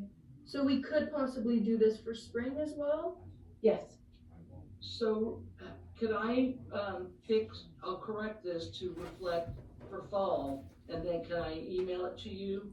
That would be great, yeah, and then I'll share it with both Sarah and Pam, and then we'll go ahead and kind of reevaluate the numbers. We usually talk about it after the interview, but yours was, I noticed all these monthly expenses are likely a combined expenses from both of you, but the income may not be. So we want all of that clarified as well. Okay. Off the top of your head, and this is for you, Carly, given just your income that's coming in, the school loans and stuff, do you have any idea about how much money you fall short for the semester? Just for the fall semester? Yes. Okay. And that might even take some Side time note, for I you think to her figure interview out is enough in if you need. So No, I do right after believe the that end we of should be okay Okay. for the fall That's why they're semester. confused. For school. For school. School Yes, and that's a, books and fees, so yeah. that's Minus okay. the computer, right? So you're Right. interviewing in November Okay. for the So following you think fall? you're set for We're that? changing And that. yeah, they yeah. did take out Before, we loans. just trickle them in. Because they It was probably for want You it said right you're away, working with right? Trio, are they helping That's you with Oh, budgeting? I was thinking. But we're changing. We we're haven't done doing that. anything yet with that? Yeah. Go poke at Trio because they So have you so many would have been helping resources with needs that that were they already kind of Yes. don't, you experienced. kind of have to, kind of ask them, hey, what can you help me with? And can you help me with this and that? And because they have so many resources, they kind of don't know where to start with most people, except for saying, hey, welcome. So, We are receiving SNAP benefits. Okay. And don't count Medicaid. that in your budget. Well, I'm sorry? Do not count that in your budget as a, Okay. so, we won't consider that. I mean, it's good to know that you have that because it makes us happy knowing that at least you guys have food in the fridge. Yes, we do. We're Yeah, very blessed. good. I'm glad that you at least have that. Is that something you would? So yeah, can somebody you please find if they redo didn't that have budget that? and Yeah. see, That's I mean, great. and only include Resources. Carly's Yeah. information, not yours. So if you're the only one paying rent, she's not pitching in for that, then leave it out. and Carly work with her on that, please. So you have an idea of what you're spending, because the interview we may only need to interview next time, and you'll have a better idea of how to calculate all these things. But the reason why I'm asking you about budget and everything is because we are an organization that helps homeless and people in poverty, and we kind of want to figure out where those things that you fall short on. Usually tuition with community colleges is covered by grants and loans, or get grants and scholarships at least, and stipends, things like that. So usually you don't need the money for tuition. It's nice to have extra, but we also don't want to give you too little. Like, we want you to be able to thrive in school, not have worries at home about how you're going to feed yourself, how you're going to get to school, all those kinds of things, bus passes, you name it. Everybody has different challenges. So that's why I'm asking you about the budget now, and I'd like another one in January to see kind of where you land, and that way we can see how we can continue to support you. Hide in Plain Sight doesn't want scholarship, they continue getting scholarships throughout your educational course, so that way we can help you thrive and help you get to graduation date. So yeah, so I just wanted to let you know that. A lot of people don't know that we follow them. We're not like most scholarships, and they're like, oh great, you did a great essay, here's $500. It's really, I mean, it's nice and all, but we kind of like to help you in other ways. If you need resources, reach out to us. Just another way. But it sounds like you guys do really well with trying to find resources. So if you need any more, you can ask me. Pet care, child care, whatever it is. Yeah, so let us know. Do you have questions for us? So regarding the spring semester, would we just contact you in a few months? Okay. Yeah, I'll reach out to you and remind you to submit a budget again. I'm not sure if we'll be holding an interview again. It just depends on the complicity of your. But you did say you would like another interview in January to talk about the budgeting. Not necessarily an interview, but at least the budget form.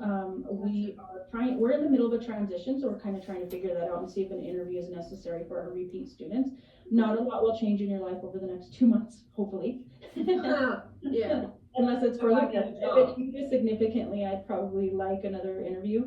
But it's probably unlikely. We'll just look at your budget sheet and maybe correspond via email. But we'll come to that point a little later, and I'll come back to you on that one. Okay.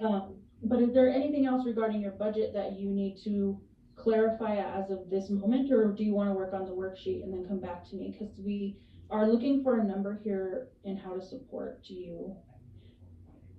So the part-time students typically can get about, I don't know, I mean, it varies because it goes by budget, but typically I've seen students get like $1,500 to $2,000 for a part-time student. Wow. So we may be able to help you. And that is, just curious, is that for school or is that for just? For any kind of living expenses. How scholarships work, or ours does anyway, is we will send a check to the school. And I can't guarantee you an amount. It has to be voted on by the board. The board will vote on whatever amount that we, as a team, both Sarah, I, and Pam, will come up with an amount, and then we suggest it to the board. The board just decides yes or no, and then they'll issue a scholarship. So that scholarship check gets sent to your college. And since your balance is likely paid since you took out a loan, it will go to the college and say, oh, okay, there's nothing to pay here, so they'll bounce you a check. So that's how that works. And we ask you to save that for living and transportation, things like that. Anything else that we talked about, such as if you needed that new computer, maybe the funding can go towards that, things like that. So that's kind of how we work. I think I'll go to Vegas. That people have done that, so. You're for Vegas anyway. After you graduate, so maybe mom can get too, right? Yeah, there you go. So maybe I have a question on the budget, just because I want to do it accurately. Under the school expenses for the semester, I put, is it, am I gonna miss? like if everything's paid, if your books and fees and tuition's paid, should I put 0 or should I put the actual amount? Well, it'll total it for you, so all we're asking you to do is put in the actual amounts that you spent. The computer does not factor in. I will kind of keep that on as a side thought that that's what she needs, and she does not have it yet. we thought that you had purchased that, because that's what it's showing, is that was the purchase. Oh, okay. So the $450 shouldn't be on there. I will keep into account that that's kind of what she needs for a computer. And then, did you have other questions on that? So like under tuition, it's already paid for, but I should put the amount. Yes, that it was. You Yeah. think that's, okay. Yeah. Okay. Because then the financial aid for the semester will give us that amount saying, oh, okay, she pretty much has all tuition and everything paid for, which is why we ask you about your home situation and all of these other monthly income expenses. What our goal is, Carly, is to get you to not take out loans. We I want love that. we want to see you in the future making decisions to where you're not taking out loans, so you don't put yourself in debt for the future. And since you're using Trio, I would like you to continue using them, but use them more efficiently, because we like mentorship here. It doesn't look like you need a whole ton. It looks like your mom is your mentor. But you guys are doing a great job, and I really appreciate to see all of that. But keep pushing. You're in your early phases, so you'll learn as you go, but it looks like you have a good handle on it. Yeah. All right. I'm very happy. Why do you think that we should choose you for the Hayden Plains Site Scholarship? I really think that, with like the future, I will use that money, and how do I say this? Like, that money will be used to help the rest of my future. And, it's just like, I'm not saying I deserve the money more than somebody else, but it's great. It will help us out a lot. And I just, even with the money that we've gotten so far, just to not have that worry, not to have that, oh, okay, when I'm 30, I'm going to be paying loans back. Maybe not 30, but like, yeah, probably. That's what we're worried. Guys, come on. That's why we're really? Saying take out loans. Yeah. Okay, well, you just strengthened my argument. Thank you, guys. Yeah, so, getting money is always helpful, and to be able to use it to help the rest of my life is great, Yeah. Because money's hard to get nowadays. It's a lot. It's expensive. So. Expensive. Well, do you guys have any questions for us or anything else that you would like us to know to decide on the scholarship? Do you have anything? I don't think so. No. Thank you so much for y'all's time. Yeah, seriously. Yeah, thank you. Do you have any questions? I think I'm good. I mean, I read your bio and all of that, and yeah, you did a great job. So yeah, you should be proud of yourself. It's hard. Thank you. Absolutely. Am I able to pause? That's good. Wait, what's that? I said you're understanding early at a young age, so I'm super proud of I'm you. trying. Thank you very much. You're welcome. If I happen to have questions, am I able to email you? Absolutely. Thank you. Anytime if you need resources, questions, I'm always open to. It's always when you end the call.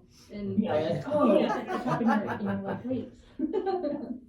Let me revisit that. So yeah, you're welcome to. This is an open conversation ongoing. It's not just we're interviewed and we're done. So let me get back to the school on the cozy thing, and then if you can send me that revised budget sheet, that would be wonderful. And then we'll be able to come up with a decision. I can't let you know how much I'm asking for, but you'll hear an answer within 2 weeks of getting the budget sheet and me finding out the cozy information. And I would send you a scholarship, either denial or a award letter. Thank you. Do you have questions? I think we're good. Thank you. You guys have so So much. that happens via letter. For your time. Very nice. Yeah, we send it via You email. too. Tell Sam, right? Was it Sam? Pam. Yeah, I'm sorry. Hey, Sam. Okay, Sam. Sam, I am. Yeah.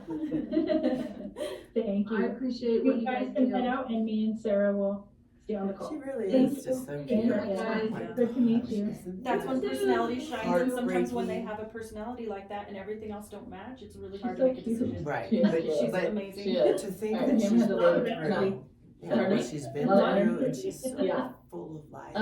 Here's what Pam said real quickly, and I do, oh my There's god, my phone keeps potential, blowing just up. Yeah. all over that. Let's see, Pam. So now the student dropped off the call. Pam got I disconnected think she during needs this call. some So that's why mentorship it's just on me and her. business, desk jobs, and management. That's funny. I was like, you I can't. know, I was like, And so, business job. yeah, but I like her. Love that her mom is backing her up. I don't think that woman will let her fail, and she's seen firsthand success and struggles, so she knows it's within reach. Although I know I'm biased, hearing the widow piece and knowing how drastically that can impact her mom and the kiddos, financial and emotional. And I said, yep, I agree. I have to drop off in a minute. I would say they don't seem like they need money for fall. Let's focus on spring and let her plan around our funding and count on it in advance. Do you mind sharing that with Mindy? Great. And the only thing that I wanted to actually give her as a scholarship now would be for the computer. Yeah. I'm okay. not sure if I didn't know if I should bring this up because we've been awarding $1,000 typically for students for a computer, and I didn't know if we should also ask her to go get a MacBook too. They will last longer. They're not a 2-year thing. Yeah, I was like, what are you buying for $450? Like a Chromebook? No, that sounds like a Oh, yeah, they Chromebook, are. My right? kids used to have those. They do Yeah. that all the time. Public Yeah, schools they're use horrible. Chromebooks. Yeah, I would probably suggest You getting can't download a it. better computer and hoping it lasts longer than, she Yeah. takes care of it and all that, yeah.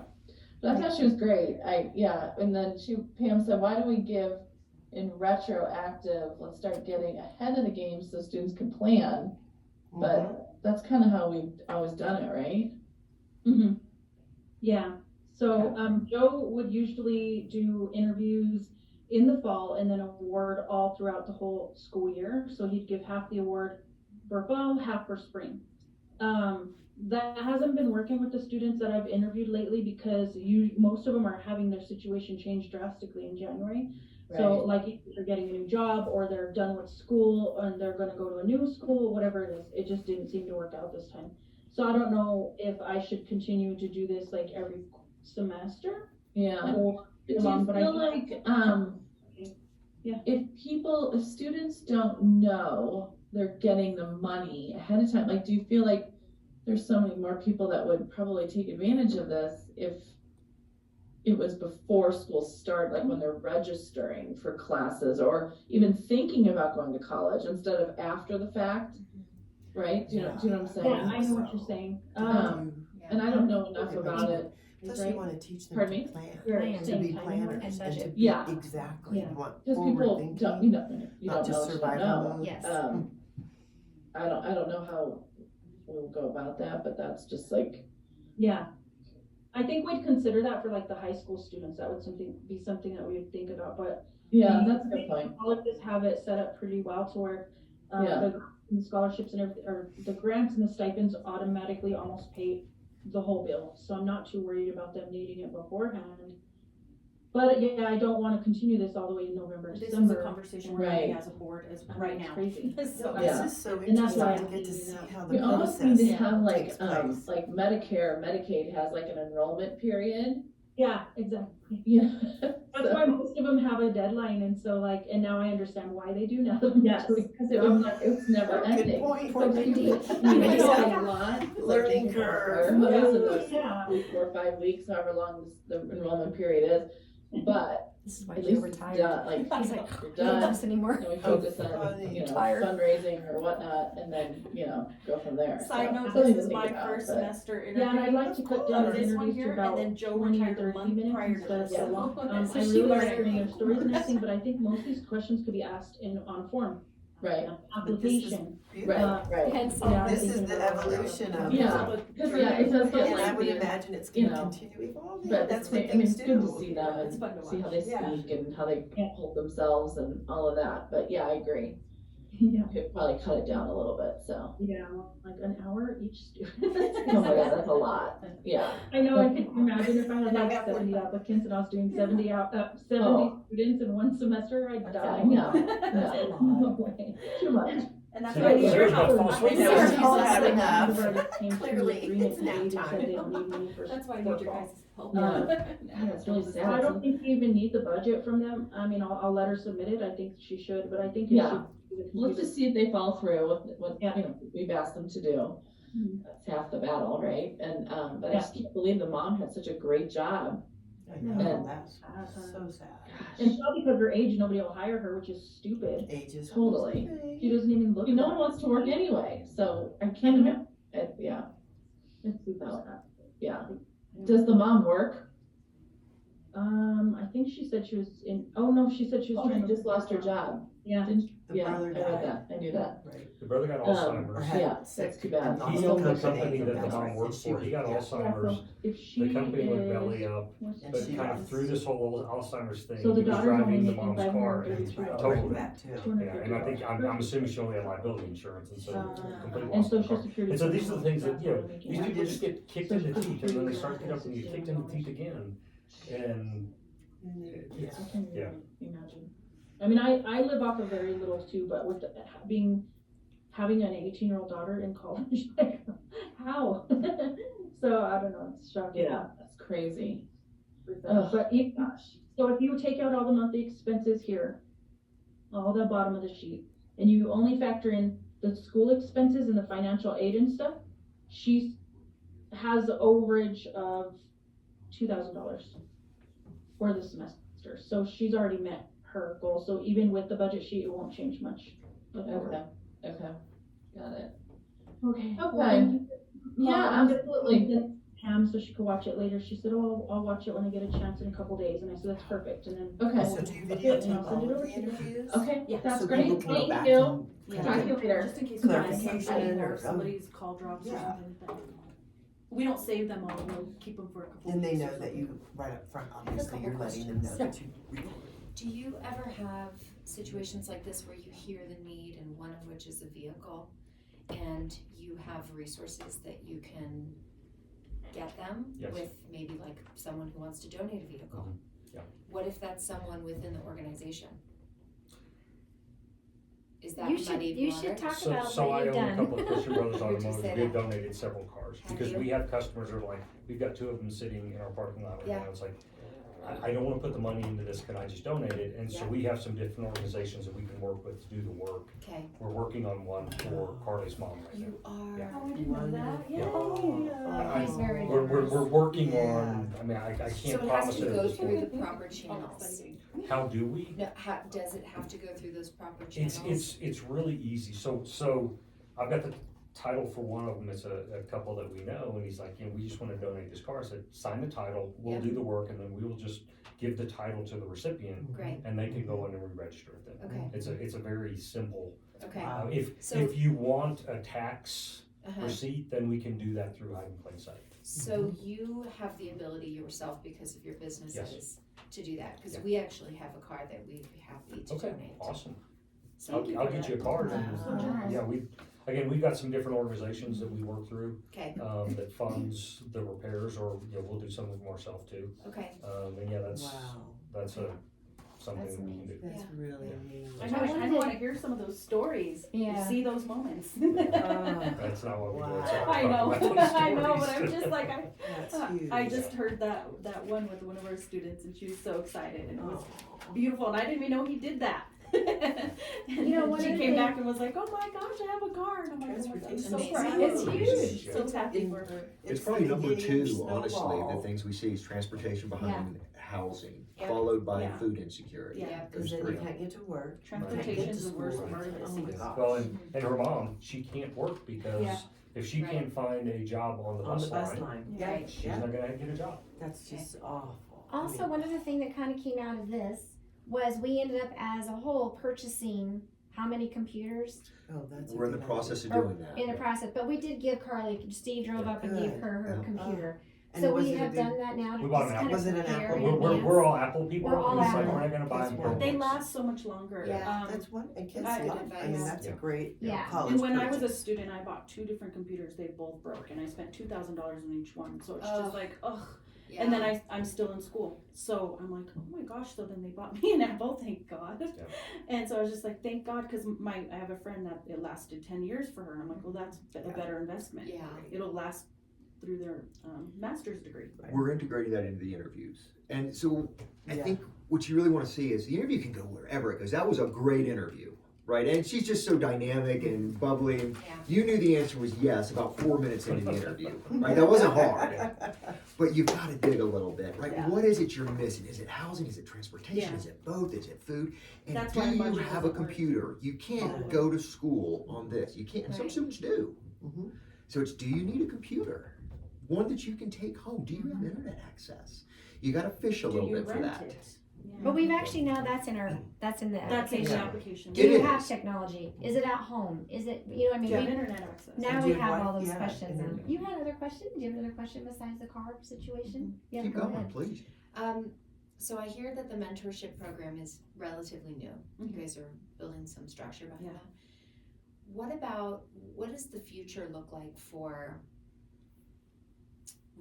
resourcing them up with, you know, like I'm just thinking about with my company Mhm. and the people that I know and the abundance of No. opportunity and jobs and not mentorships, but internships and all kinds of Yeah. things. Like, what does it look like from a structure perspective to integrate just even mine and yours and other volunteers that you have We're weaving de- into this? We're developing it. It's on the roadmap. Okay. There's a lot that we need to do. The mentorship is probably first and foremost because we need to connect these students with real people that can help guide them, that can, for lack of a better term, parent them a little Yeah. bit, right? Just kind of coach them. But we've talked with Steve about, hey, Steve, you know, if we could get somebody into a trade school that's automotive 2 years from now, could you give them a job? The answer is yes. How could we replicate that in nursing, in graphic Well, we design? actually have We've in already our- done that. And she Agreed. keeps a database. So like UC Health, we've had a meeting with them. Cisco actually has programming and networking training that's free. So anytime you see something that's a good fit for the student, she feeds it right over to them. And it's this is new. brand new. It's like a couple months old, and we already have one student working for UC Health. So What we it's working need on. Yeah. Wow. is somebody to own and help manage that. Because we're all trying to do I so don't much. know, I don't like We, it. and it's Yeah, I all do kind of, this. we got this here, let's do it. We got Yeah. this here, let's get it done. Yeah. We need somebody that's like, I got this. Mhm. I know 12 people in these various capacities Mm-hmm. that will lean in and provide the opportunities.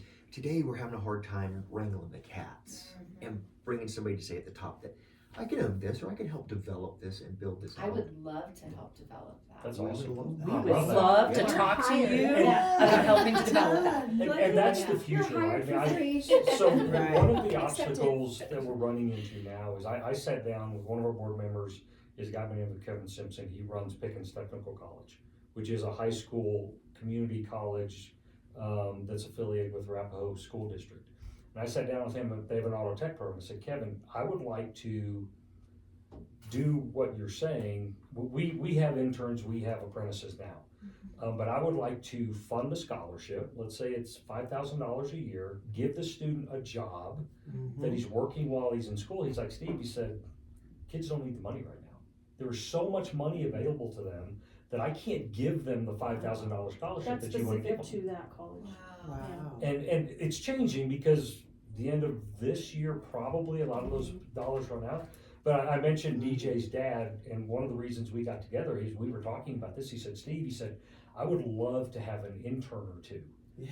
that, you know, then we could fund a scholarship as part of this. It's like, man, that's fantastic. Yeah, but those are the things, yeah. And that's restaurant, and that's, you know, auto repair. We could go to Fidelity and do the same thing if we knew anybody there. Right. It's Right. just We're still looking connecting for with 'em. people. You know, you could go to Schwab, you could go to the accounting firms. That's, I think, to industry, that is incredibly compelling. Right. Again, we've spent the last 6 months just taking the organization and saying, okay, we're somewhere, but where do we want it to be big picture? And now we feel like we're crawling, we're kind of starting to get up on our feet to walk a little bit. And what you're describing is running, which is absolutely where we want to get to. That's right. That's And if you want to take the ball and do the running, we would love that. There's So, been huge changes And how in many 6 months young and a lot of kids growth. You can't plan that far in Oh, advance. yeah. But this would give them that roadmap Right. to see not just Like the here's end of my here's an AA, industry which that is yields okay. This. Well, you And here's guys, the map Oh, to that get gives there. me think so about much Carly. more. Example, right? Think She about wants to be a Carly. business, She's she like, know "Oh, I clue need what business business." needs. Exactly. Oh, we'll get Right. an internship Yeah. working Okay. in a With business people. That's and really see what it is. aspects Yeah. of business and say, oh, I like marketing. Mhm. Oh, I like sales. That's why She's we doing don't. I would sales. sit behind the desk and do a That's- spreadsheet. Yeah. And that's why we don't. That's why we That don't want to is just hand a so check and be done. It's just not good enough. Right. So hold on, because this is No, that's fabulous, awesome. right? There's a lot of excitement, Yeah. there's a lot of energy, and I love all of it. Let's bring it back to earth. You got to execute on this, right? This is I need to find people, I need to find students that I can marry into these organizations that are willing to invest in them. I got to get into the schools that they're going to and help them to understand who we are. This is hard. There's nothing easy about it. And that's why we need somebody that's willing to step up and say, you know what? I don't have all the answers, but I've got a good heart. I'm going to figure it out. That's where we need the help. Because I raised my hand about 9 months ago for this, and then Joe retired, and now I'm writing checks. Oh, yeah. Yeah, it's Yeah. and I've got a limited amount of time. Yeah. Yeah, if you want to own this, man, let's start working the on it. part of it that I feel confident in owning is the resources, the people, the businesses that I know of, the entrepreneurs who have an abundance of funds and time, Mhm. getting that grouping of people together in front of you guys. Right. And figuring out what does building a program look like. Now, I'm not the builder of the program. Right. We can help with that. Okay. We need somebody to help bring that to the table. Okay. Because otherwise, the five of us are just putting Right. 20% each in. Right, I get that. Something's missing.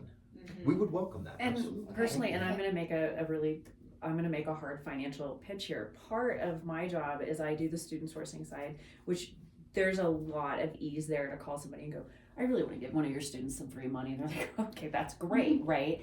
But the other piece of my job is development. And I think we have a lot of funding that people support us because they knew or loved Joe, or they know and love Steve or Jeff or all of these wonderful people. But that's not going to carry us through the long term. And so I know you're talking about a bigger mentorship piece and resource piece, but I'm going to be honest, even those financial dollars, I can tell them about the program at UC Health, but if I don't have that funding on the back end, and that's one of the pieces I have to go and get fresh dollars. Yeah. And those are just hard in this And, economy and too. part of the Okay. reality for me, we are all desperate for workforce. Mm-hmm. And so to me, part of the ask is to go to whoever it is, the employer, say, hey, you need an intern? We've got one for you, but we need you to fund the scholarship side of it. And that's additional revenue that comes in. And if you told me, hey, we're good on apprentices, interns now, but if we needed one and it would cost me $10,000 a year to have another body that can do what we do in our shops, that's a small price to pay. Yeah. And so I think that's the easy sell if we can Agreed. create some momentum around this program and go to accounting firms, financial service firms, marketing firms, whoever firms, and say, hey, we got people, and it'll cost you a little bit of money. Yeah. And they're happy to make the investment because they're looking at the long term. We all look at the long term. We want that student after graduation, and so we'll invest a little bit now because it is a little bit now. I mean, the math in our business is if we have a technician position open, it costs us $10,000 a month of revenue, which is $6,000 a month of gross profit, which drops straight to the bottom line.